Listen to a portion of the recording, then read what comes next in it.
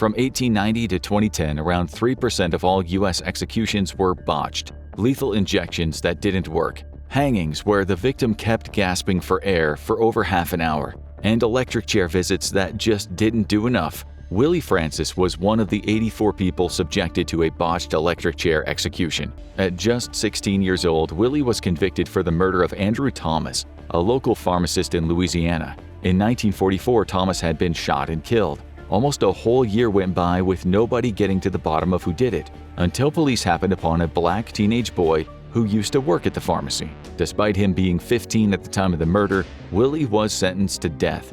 And for the state he was in, that meant the electric chair. Nicknamed Gruesome Gertie, the chair that Willie Francis was strapped into looked severe. Now living in a museum for all the public to go see, it has a tall, straight wooden back and little in the way of comfort. Why would it? It's being used to kill people. And yet there is an element of artistry to it. It's by no means an art house chair in a celebrity's home, but it's not simply a large wooden board either. It has shape and form. Somebody designed it and chose how it should look. Someone sanded it down and varnished it so that no one would get splinters from it, even as their bodies writhed and thrashed in agony. The two men appointed to set up the chair correctly had turned up to work drunk. In their inebriated state, they had made some mistakes assembling the thing. Willie, of course, didn't know this as he took his seat on the hard wooden boards, but as the executioner flipped the switch, it was evident something was wrong. It felt like 100 and 1,000 needles and pins were pricking in me all over, and my left leg felt like somebody was cutting it with a razor blade. I could feel my arms jumping at my sides. I thought for a minute I was going to knock the chair over. I think I must have hollered for them to stop. I said, take it off, take it off. I know that was certainly what I wanted them to do, turn it off. Willie shouldn't have been able to speak. Normally, the voltages passed through the victims are upwards of 2,000 for the initial shock. There's little the victims can do but spasm and burn. Yet Willie was able to yell out for help.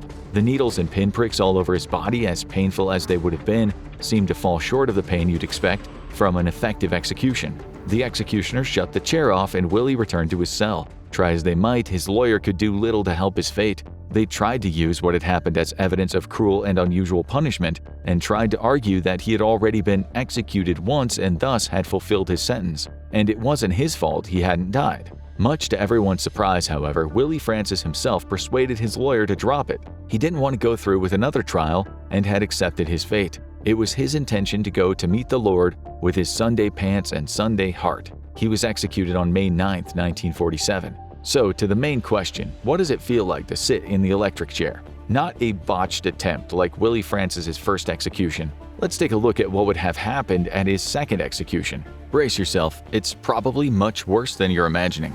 Put yourself in Willie Francis's shoes and let's walk you through step by step of what he would have experienced. The first thing that happens before you go to the execution chamber, you'll be stripped by the guards and one of them will shave you.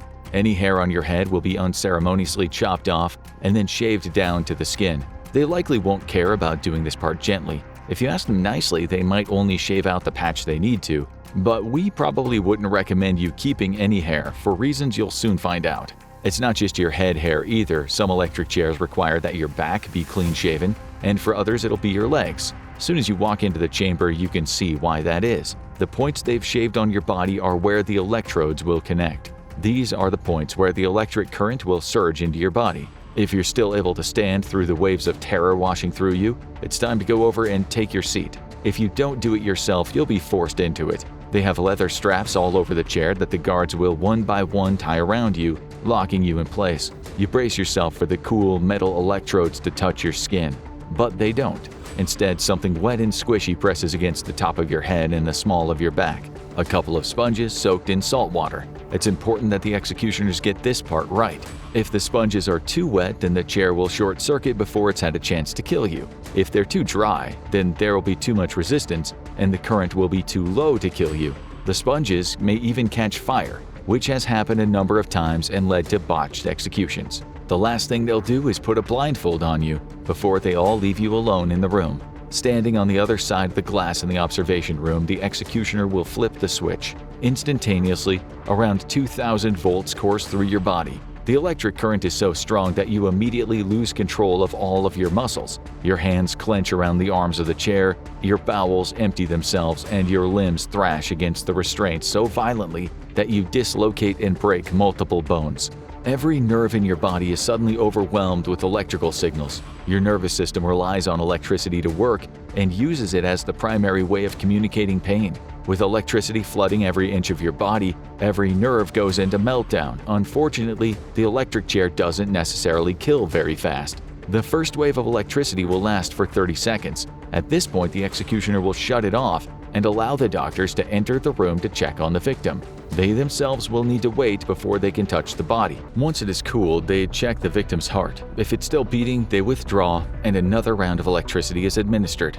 The cycle continues until the heart gives out. For anyone observing these later stages of execution, it becomes increasingly more disturbing to watch. Willie Francis was not the only victim of a botched execution by an electric chair. Some victims burst into flames from the head or the legs. For others, their blood vessels ruptured beneath the skin, causing intense bruising and swelling, as well as heavy bleeding from their nostrils. In some cases, the victims survive for a couple of minutes, but in many, they last for a lot longer. One woman was still alive for 24 minutes after the initial shock was carried out. Morticians who carry out an autopsy on the bodies afterward have to experience something truly horrific. They'll have to wait for the body to cool entirely before beginning, which can take a while, depending on how long the person was shocked. The parts of the body where the electrodes touched are often burnt away entirely, all the way down to the bone, leaving smoldering flesh in an ugly ring around the site. The electric chair is designed to kill instantly by shocking the heart and brain, but this doesn't always work. The secondary kill method, which always succeeds eventually, is to cook the vital organs until they're no longer functional. Many victims, especially those of botched executions, die from this secondary method. If you cut open the skull of an electric chair victim, you may well find that the brain resting in their head has been cooked through. If the victim does not lose consciousness quickly enough, they may be forced to sit there and experience what it feels like to slowly have their brain shutting off as different lobes cook. The electric chair was intended to be safer and more humane than execution methods of the past, but many have grown to see it as being far more extreme and barbaric. As such, most states in the US no longer use the electric chair as an execution method. As of 2024, the only places that still reserve the electric chair as an option for execution are the US states of Alabama, Arkansas, Florida, Kentucky, and Tennessee.